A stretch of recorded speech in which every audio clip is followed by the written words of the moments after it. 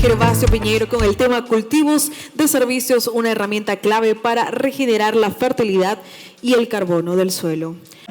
Muchas gracias por la invitación a NAPO. La verdad que es un placer estar acá de nuevo en Bolivia. Yo últimamente viniendo mucho, así que bueno, familiarizándome con las problemáticas y la producción de Bolivia.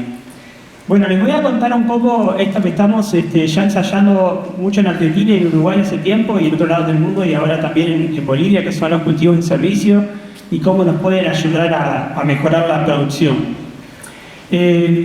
Voy a empezar un poco hablando un poco de los agroecosistemas, ¿sí? De algunos conceptos base que me parece que son importantes para después definir cómo hacer los cultivos de servicio. Y entonces vamos a hablar también un poquito de materia orgánica, después Edward me va a seguir y va a profundizar en eso para Bolivia. Esto de la brecha de carbono, que es como un diagnóstico que hacemos, y cultivos de servicio, y les voy a estar contando todo el tiempo las cosas que ya hace casi 3 años que estamos haciendo acá en los suelos de Bolivia. Una de las cosas que los invito a pensar primero es que estamos produciendo en ecosistemas, ¿sí? Y que esos ecosistemas tienen propiedades o reglas o leyes, si quieren, de la ecología que entendemos, y que es importante pensar de que esas propiedades o reglas están funcionando por más que al menos no las tengamos bien la cabeza. Por ejemplo, todos los ecosistemas del mundo que hemos estudiado, los ecólogos y los agrónomos, si no tienen biodiversidad, no son estables.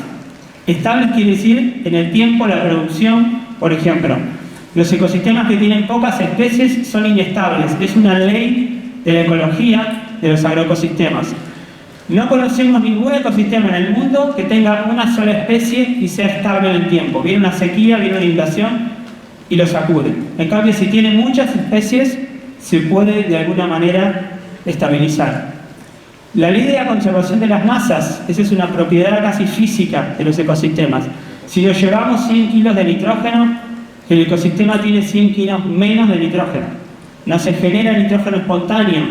Por lo tanto, si estamos cosechando nutrientes, nitrógeno, fósforo, potasio, calcio, tenemos que reponer, no hay magia. Están diciendo qué importante y cómo hacer para mejorar el suelo, ¿sí? En los últimos años siguen saliendo todo el tiempo, todos los días.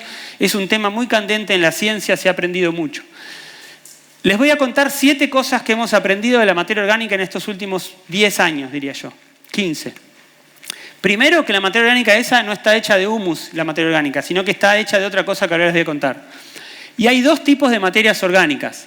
Esta, que vamos a llamar particulada, que es una materia orgánica, vamos a llamarla la marrón, si quieren, que está, ahí ven esa foto, son granos de arena, y ven esas cositas marrones ahí. Eso es materia orgánica particulada. Son pedacitos de plantas, ¿sí?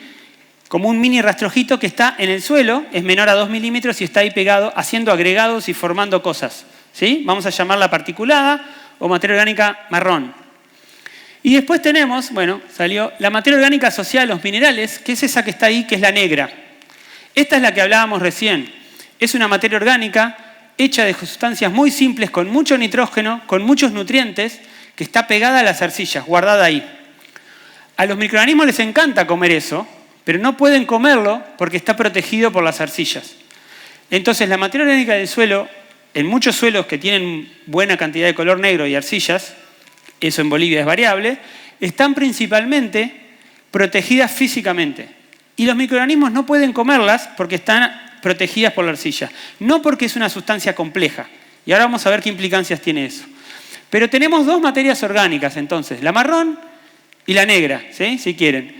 Esta materia orgánica negra, que llamamos asociada a los minerales, tiene mucho nitrógeno, tiene una relación carbono-nitrógeno muy baja, de 10 o menos incluso. ¿Qué significa eso? Que por cada carbono hay bastante nitrógeno. En la otra, por cada carbono hay un poco menos de nitrógeno. Pero esa relación baja CN hace que si yo quiero secuestrar carbono y formar materia orgánica del suelo, necesariamente tengo que ponerle nitrógeno al suelo, tengo que agregarle nitrógeno al suelo. No hay forma que conozcamos que uno pueda tener una materia orgánica de estas negras bien secuestrada en su suelo si no tiene nitrógeno para construirla. Entonces, por más que le demos muchos cultivos, mucho carbono al suelo, precisamos también reponer nitrógeno, y ahora vamos a ver. ¿Tá? Ese es un mensaje importante que hemos aprendido. No se puede formar sin nitrógeno, sin fósforo, sin potasio, sin reponer nutrientes. Esta materia orgánica no la podemos hacer. Y aquella yo diría que casi que tampoco, ¿sí? Por más que tiene una ACN un poco más alta. Vamos a volver a estas dos materias orgánicas, ¿sí? Después. Pero acuérdense, la marrón y la negra, la particulada o la asociada a los minerales. Segundo punto que hemos aprendido en la literatura científica en los últimos años.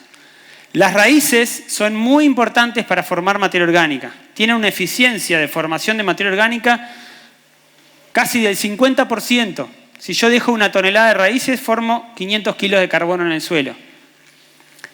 La biomasa aérea tiene una eficiencia de formación de materia orgánica del 5%. Si yo dejo 1 tonelada de biomasa aérea, solo formo 50 kilos de materia orgánica en el suelo. Por lo tanto, si yo quiero darle de comer a un suelo para generar su materia orgánica, lo que preciso son raíces. Muchas raíces, de cultivos de renta y de cultivos de servicio. Pero precisamos darle más raíces al suelo para comer, si yo quiero regenerar esa materia orgánica. Las grandes pérdidas que tenemos es por matar de hambre a los suelos por poca raíz, de alguna manera.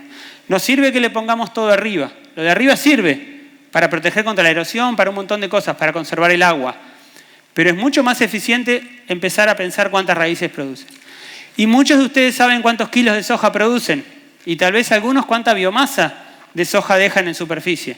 Pero ¿algunos saben cuántos kilos de raíces producen? Sus hojas. ¿Sabemos si hay sojas que producen distinta cantidad?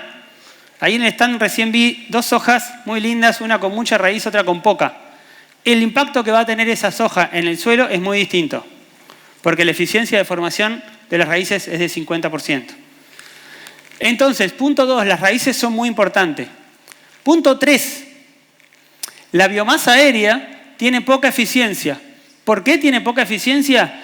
Porque si la dejamos arriba, eso es un cultivo de servicio, pero con la soja, con el maíz pasa lo mismo, para entrar al suelo, fíjense esa flecha, entra a la materia orgánica negra, pero tiene que ser comida por microorganismos primero. Los microorganismos la comen y recién entra al suelo. Y como la comen, ahí respiran mucho y se pierde mucho. En cambio, las raíces van directamente a la materia orgánica marrón, a la particulada, y luego de ahí, si los bichos del suelo la comen, pasa a la negra, a la asociada a los minerales. ¿Sí? Esto es lo que estamos aprendiendo de cómo funciona el suelo. Por lo tanto, todo lo que pongamos por arriba va a ir a formar la materia orgánica negra, pero va a ir con una muy baja eficiencia. Tenemos que ponerle mucho para formar materia orgánica. En cambio, la raíz va a tener una eficiencia más alta. ¿Sí? Cuarto punto. Esto es algo interesante que les voy a contar. Me voy a tomar unos ratitos porque la verdad que nos sorprendió mucho. A ver cómo estoy de tiempo. Bien. Empezamos a estudiar una cosa que se llama la rizodeposición. La rizodeposición, todas las plantas, la soja, el maíz, pero también los cultivos de servicio, cualquiera, las hortensias, las rosas, lo que hacen es tirar para afuera lo que llamamos exudados, ¿sí? Es como que, en Argentina le decimos escupir, no sé si acá se dice, como que escupen para afuera nutrientes. Una planta hace fotosíntesis, tiene un montón de carbono, ese carbono lo usa para construir sus hojas, sus tallos, sus raíces, pero también escupe para afuera una cantidad importante de carbono y la llamamos rizodeposición. No se sabe muy bien por qué una planta haría eso, porque le cuesta mucha energía hacer fotosíntesis para generar hojas, que es lo que quiere para seguir creciendo. ¿Por qué tiraría parte de su carbono para afuera? ¿Sí? Y lo que estamos entendiendo es que las plantas evolutivamente evolucionaron dándole de comer un poco a los microorganismos para que estos se pongan contentos con esa energía, con ese carbono que les da y puedan comer la materia orgánica que estaba en el suelo, descomponerla rápido y darle nutrientes inorgánicos. Están como catalizando, como cebando a los microorganismos del suelo y eso lo hacen escupiéndole, tirándole carbono lábil de su propia fotosíntesis, a costas de no crecer. Porque ese carbono lo podrían usar para crecer, pero dicen no, lo tiro para abajo, se lo doy de comer a los microorganismos para que ellos activen la materia orgánica. Y eso lo estudiamos de una manera muy interesante. Fíjense, nosotros lo que hicimos fue pintar plantas, ahí desarrollamos un método nuevo que es agarrar un pincel, comprar urea, que todos conocen, con carbono 13 y nitrógeno 15. ¿Qué es eso? Son 2 isótopos de carbono y nitrógeno. El carbono y nitrógeno, no sé si se acuerdan de la escuela, pero tenía neutrones y protones, bueno, no importa. La cuestión es que el carbono 13 tiene un neutrón más que el carbono común, que está acá, que tiene 12. Y se puede comprar un carbono con un neutrón más y se puede comprar un nitrógeno con un neutrón más, que es nitrógeno 15 en vez de nitrógeno 14. ¿Y por qué? ¿Por qué usamos eso? Porque eso hace, miren esto, la molécula de carbono 13, es un poco más gordita porque tiene un neutrón más que la de carbono 12. Y existe un aparato que la puede detectar y puede contar cuántas moléculas de carbono 13 tenemos versus las de carbono 12. Entonces, ¿qué hacemos? Pintamos una planta con urea, la planta absorbe el carbono y el nitrógeno por las hojas, y esos puntitos rojos es lo que va escupiendo de carbono para afuera de su propia fotosíntesis y absorbió de nitrógeno. Pero como la pintamos con carbono 13 y nitrógeno 15, escupe a moléculas más gorditas. Y nosotros sacamos luego, ahí la están pintando Paula y Ana, se están riendo, la pintamos durante muchos meses, 3 meses, y allá en septiembre agarramos y sacamos la planta que está toda marcada con esos isótopos, y no son radioactivos, así que no hacen nada, pero no es como el carbono 14, capaz que conocen, es un isótopo estable, pero sacamos una muestra de suelo y podemos medir cuánto escupió la planta para afuera. ¿Sí? Podemos medir su rizo de posición. Y lo estamos haciendo en distintos cultivos. Estaría bueno hacerlo en soja. Hay muy pocos trabajos de esto para ver cuánto escupe la soja para afuera también, porque eso es comida para el suelo. ¿Sí? Y fíjense lo que nos encontramos que nos sorprendió bastante. Esto es una avena. Lo que está en gris ahí, que es 61%, es el día que matamos la avena, donde la pintamos durante 3 meses, el día que la matamos, de toda su fotosíntesis que hizo, el carbono que fijó por fotosíntesis, el 60% estaba en las hojas y tallos. ¿Sí?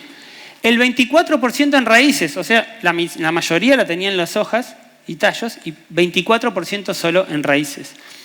Y fíjense ese 12 y 2,8% ahí, que si lo sumamos es más o menos 15, eso era fotosíntesis que había hecho la avena, pero ya estaba formando materia orgánica.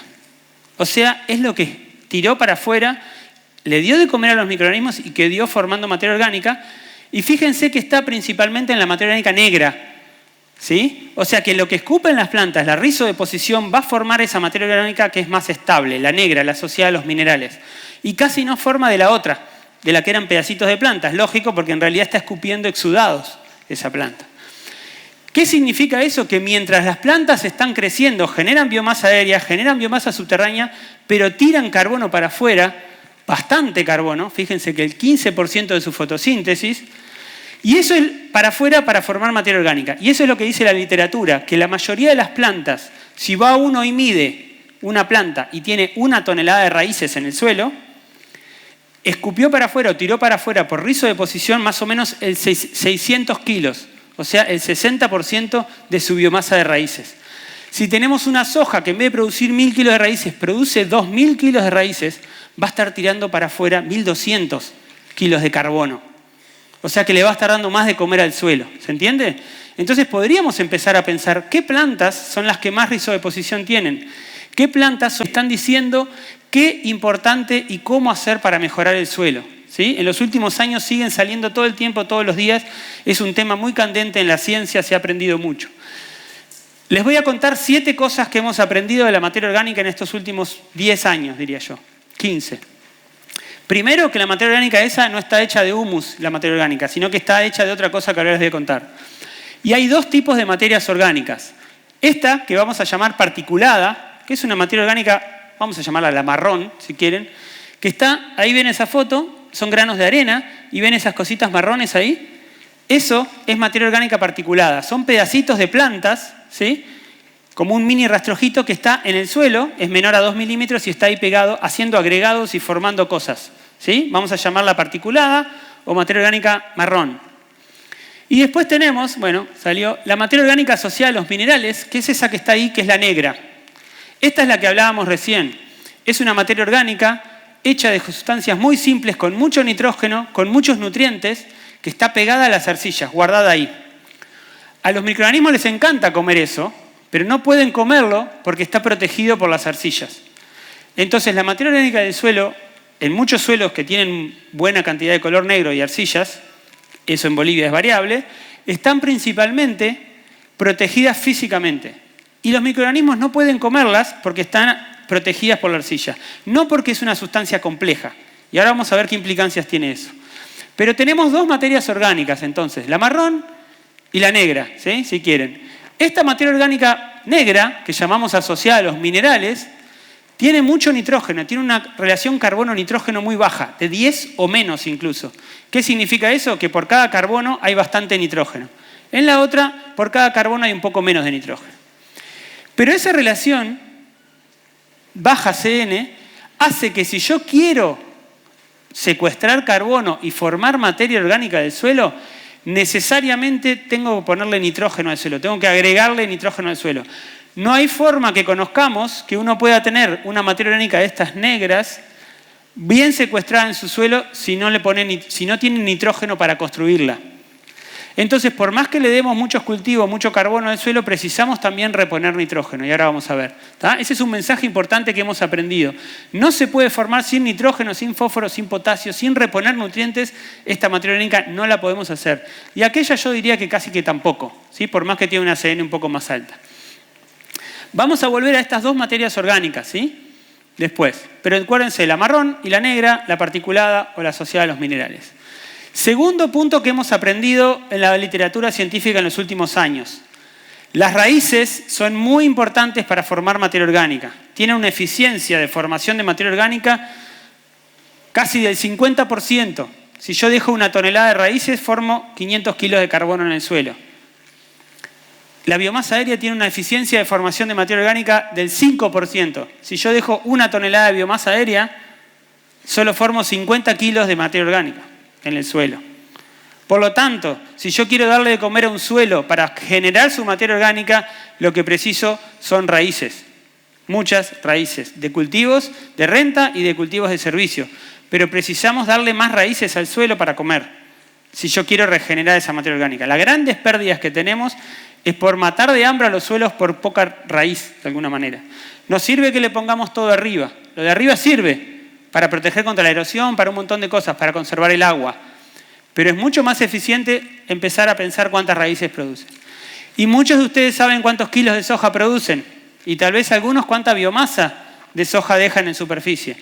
Pero ¿algunos saben cuántos kilos de raíces producen sus hojas? ¿Sabemos si hay sojas que producen distinta cantidad? Ahí en el stand recién vi 2 hojas muy lindas, una con mucha raíz, otra con poca.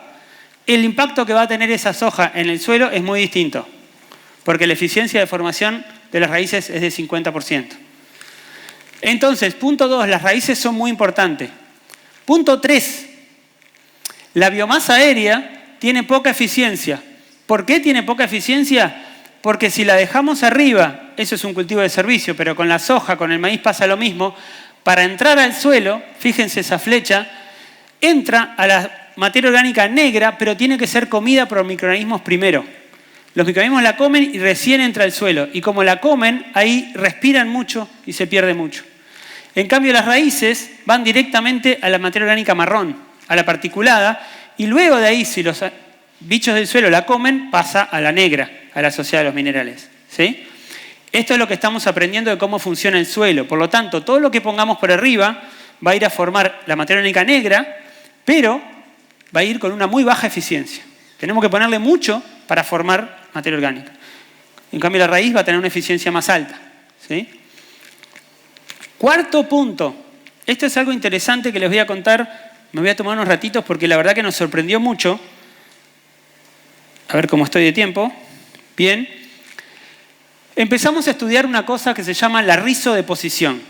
La rizodeposición, todas las plantas, la soja, el maíz, pero también los cultivos de servicio, cualquiera, las hortensias, las rosas, lo que hacen es tirar para afuera lo que llamamos exudados, ¿sí? Es como que, en Argentina le decimos escupir, no sé si acá se dice, como que escupen para afuera nutrientes. Una planta hace fotosíntesis, tiene un montón de carbono, ese carbono lo usa para construir sus hojas, sus tallos, sus raíces, pero también escupe para afuera una cantidad importante de carbono y la llamamos rizodeposición.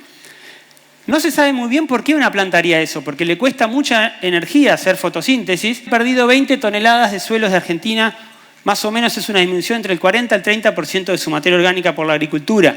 Estos suelos también les falta comida y a la mayoría de los suelos del mundo agrícolas les falta comida. Hemos perdido materia orgánica y es lo que llamamos la brecha de carbono. ¿Cuánto abajo estamos de lo que podríamos estar? Entonces, ¿cómo la vamos a medir esto? Lo que precisamos es un lugar de referencia. Acá es muy fácil con las cortinas, ¿sí? Y vamos a medir entonces en esos dos lugares, en la referencia y en la zona de cultivos, el carbono del suelo. Y lo vamos a medir en la particulada y en la asociada a los minerales, en la marrón y en la negra. Y fíjense, esto nos dio para Argentina, para un campo.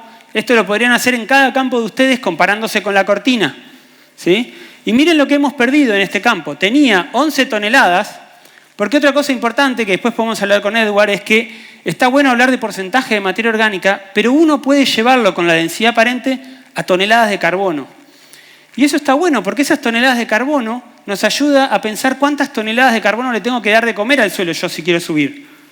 Está relacionado directamente con las toneladas de soja que ustedes producen, con las toneladas de rastrojo, con las toneladas de raíces, que no saben pero están produciendo. Y entonces podemos pensar, bueno, yo ahí perdí 3 toneladas, ¿ven? El menos 3,7, un 30% perdí de materia orgánica particulada y 27 toneladas perdió ese suelo, un 35% de la materia orgánica negra de la asociada a los minerales. O sea que tengo 30 toneladas menos de carbono en ese suelo. Esa es mi brecha de carbono. Y mi brecha de carbono en este caso está principalmente en la materia orgánica negra. Por lo tanto, a ese suelo le falta nitrógeno. Mucho nitrógeno. Fíjense, y esto es otros suelos, su brecha también en la Mahoma, en la negra, 13-19% y 7% en la POM.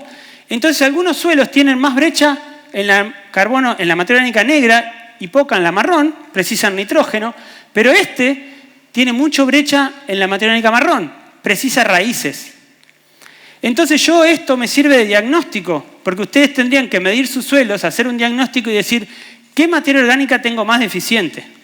O, como hicimos en K de oro hace un tiempo, y fíjense lo que nos dio la brecha de carbono en K de oro, comparando la cortina contra el lote, ¿sí? El bosque de referencia tenía 100 toneladas de carbono, 30 en particulada, 70 en la materia orgánica asociada a los minerales, la negra, y la agricultura tenía esto, había perdido 26 toneladas particulada y 47. Yo nunca vi números tan grandes. Estos son 70 toneladas de carbono menos en las dos fracciones. ¿Y qué le falta? Le falta comida de los dos tipos. Le falta mucha gramínea y le falta nitrógeno, le falta fósforo, potasio, le falta todo este suelo. Tiene una degradación de 73 toneladas. Y una cosa importante que podemos discutir mucho, y nosotros estamos haciendo énfasis, es que estamos perdiendo carbono, y después Nahuel nos va a hablar, pero estamos perdiendo nitrógeno, fósforo, potasio, todo, porque la materia orgánica se pierde y se pierde toda la tabla periódica. Y podemos calcular cuánto nitrógeno hemos perdido en la materia orgánica marrón y cuánto nitrógeno en la negra, por unas ecuaciones que tenemos que dependen de su relación carbono-nitrógeno. Y fíjense lo que ha perdido este lote de K de oro. 1.300 kilos de nitrógeno, 2.600 kilos de urea es eso, y 4.750 kilos de nitrógeno en la fracción negra. Eso nos da 6.000 kilos de nitrógeno menos. 6.000 kilos de nitrógeno menos. Es un montón. Son 1.200 kilos de urea. 12.000 kilos de urea. Si la multiplicamos por lo que vale más o menos la urea, ahora bueno, subió, bajó, no sé, pero pónganle 300, 400, 500, lo que le salga a ustedes la urea, estamos hablando de un montón de plata, $5.000, $6.000, menos de nitrógeno guardado en el suelo. ¿Cuánto vale la tierra ahí? ¿Cuánto perdimos? Cuando deterioramos el suelo es un costo oculto que llamamos en economía. Es nitrógeno menos que tenemos, son dólares menos que tenemos de urea guardados ahí abajo. ¿Qué estamos haciendo en Bolivia?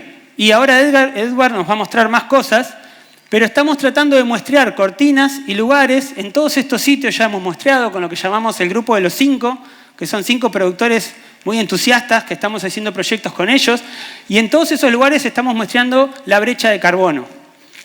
Pero, fíjense esto que lindo, no se entiende nada, esto es una cosa que hizo Bruno, que está por ahí sentado, estudiante de postdoctoral del grupo nuestro. Tenemos los lotes de distintos campos acá y tenemos esto para todos esos campos que les mostré, no sé cuántos lotes, como 3.000 lotes, ¿no? No sé cuántos lotes, 12.000, pone cara de que son un montón. Y ahí lo que hay abajo son los años y lo que sabemos es qué cultivos, según el color, hubo en cada lote cada año. Entonces, ¿qué estamos haciendo? Estamos tratando de ver según la historia agrícola que tuvo, cuál perdió más carbono, cuál tiene más brecha de carbono en función de los cultivos que tuvo, ¿sí? Y acá está la frecuencia de soja, de pasto, de maíz que tuvo cada lote. Entonces vamos y elegimos los lotes con más pasto a ver si tienen más carbono y menos brecha. O los que tienen más soja o más sorgo a ver qué pasó. ¿Tá? Y todavía no tenemos resultados de esto porque lo estamos mandando la semana que viene, pero este es el diseño de muestreo. Son 87 sitios en todo Bolivia, ¿sí? 29 pares de distintas edades. Lo que sí tenemos es la densidad aparente. Miren Río Victoria. El negro ahí es la densidad aparente de la cortina y el rojo es la agricultura.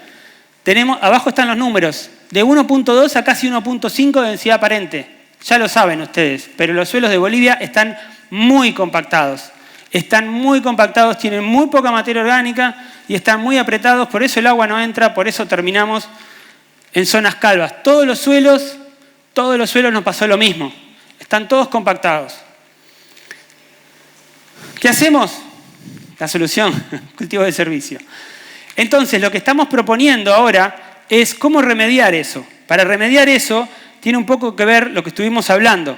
Les tenemos que dar más comida a los suelos y la soja produce poca comida, poca raíz, rizo de posición no sabemos y poca cantidad de comida en biomasa aérea. Entonces tenemos que empezar a meter más cultivos para darle de comer a ese suelo, para levantarlo y darle sobre todo raíces. Y entonces empezamos a hablar de cultivo de servicios. ¿Por qué cultivo de servicios y no cultivos de cobertura, por ejemplo, o abonos verdes o cultivos trampa? Bueno, son todos esos cultivos, los de servicio. ¿Por qué? ¿Qué significa eso?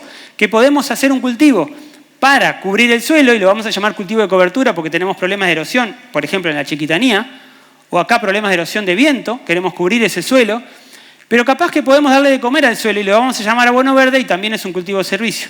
O un abono marrón, como alguna vez le dijimos, que tenga más raíces que arriba, porque es más importante que tenga raíces.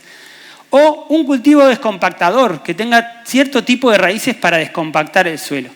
Son todos cultivos que nos van a dar, lo que hablábamos al principio, un servicio ecosistémico.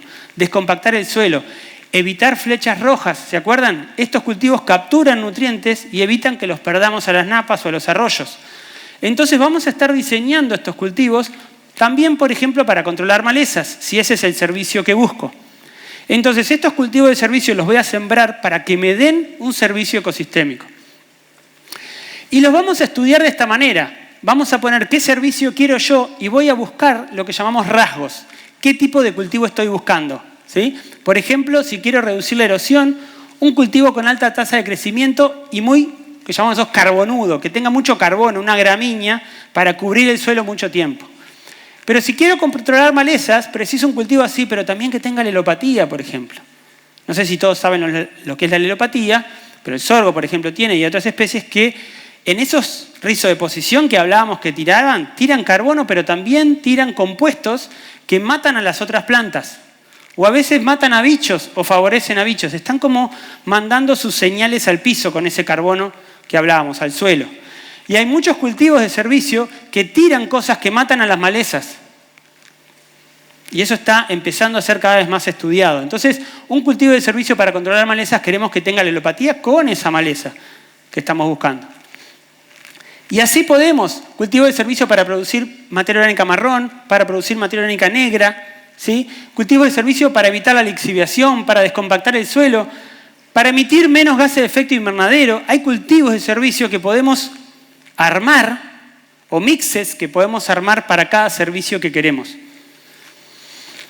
Y además, esos cultivos de servicio tienen que ser baratos, tienen que tener semilla fácil, tienen que tolerar o no tolerar las condiciones de humedad de ese lugar, entonces van a ser distintos para los distintos sitios.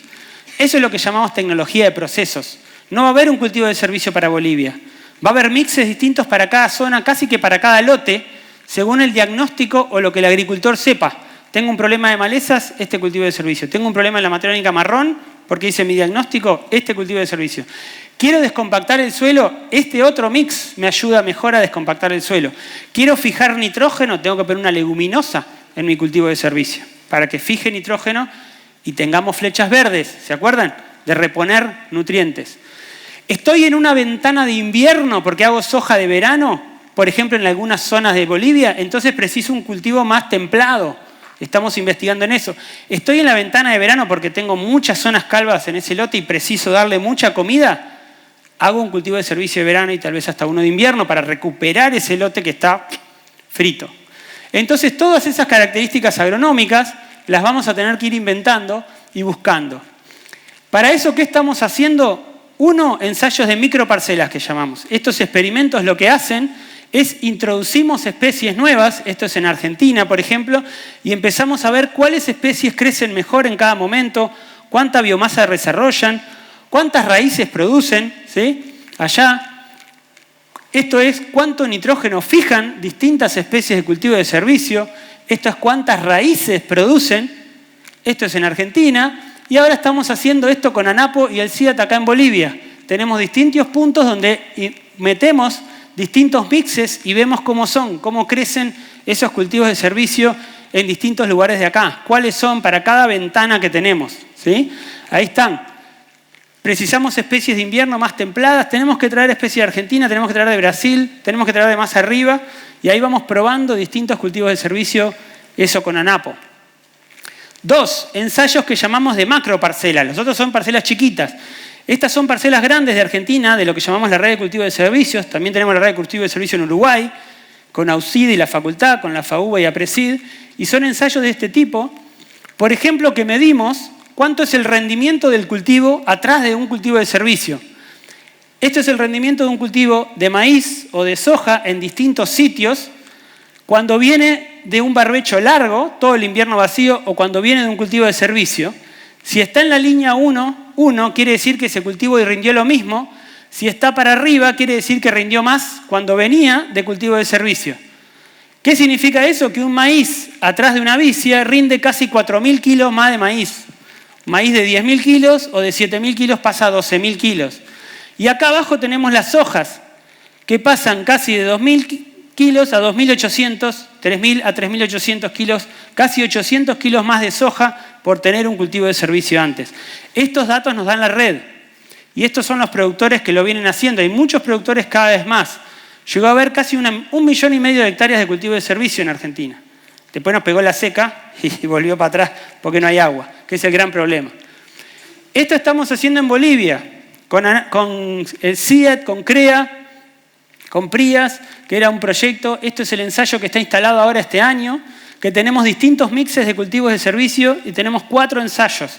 También haciendo lo mismo que hacíamos en Argentina, ver cómo le va la soja atrás de estos cultivos de servicio y fíjense, atrás de un barbecho largo, o algunos de estos son cultivos de renta como trigo, girasol.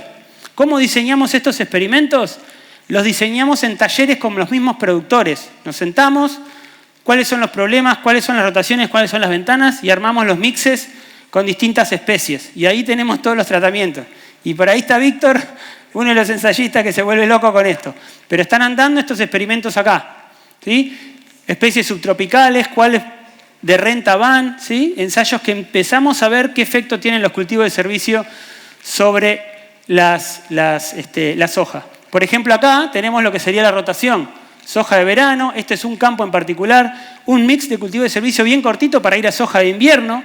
¿Cuáles son las mejores especies acá? En otros campos, en cambio, todo el invierno tiene el cultivo de servicio. En otros campos que están muy deteriorados, el cultivo de servicio va en verano, y entonces las especies son siempre distintas según el servicio que busco. ¿Sí?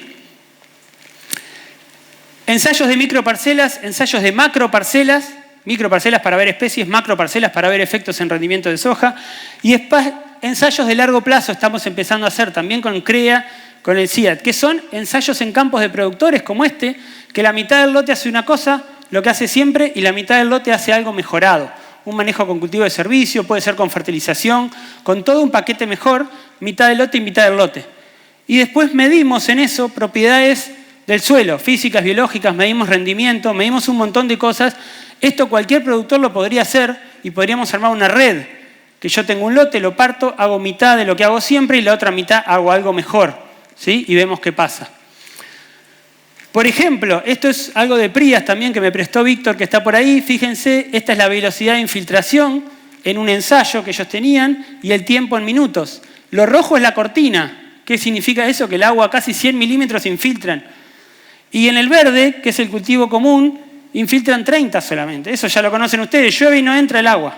Si le pongo cultivo de servicio, que es el azul, ya mejoré a 60 en una campaña. Y lo último, estamos, por suerte, con CREA, con ANAPO, con CIAT, con la Universidad René Moreno. Ganamos un proyecto Fontagro, que es un fondo competitivo para agricultura en todo el mundo, o en las Américas en realidad. Y este proyecto, por 4 años, vamos a estar continuando estos experimentos. Entonces, la idea es generar más información, y ahora hablamos con Nahuel, vamos a cruzar fertilización ahí, vamos a pensar también la fertilización, la reposición de nutrientes con los cultivos de servicio. A ver si logramos mejorar esos suelos, mejorar esa infiltración, ¿sí? Mejorar esa productividad de los suelos. Debemos producir entonces conservando el suelo, dándole de comer al suelo, generando suelos, mejorando la biodiversidad. Yo les hablé poco con eso, pero es muy importante los enemigos naturales, los polinizadores, la biodiversidad que tenemos y todos los servicios que nos dan los ecosistemas. La regulación del agua, la regulación del aire, los gases de efecto invernadero. Todo eso podemos pensar un sistema distinto para eso y me parece que el mundo va para ahí. Los que nos compran nos van a pedir esto. Entonces en algún momento va a haber que pensar nuestra producción de esta manera, ¿sí? Muchas gracias.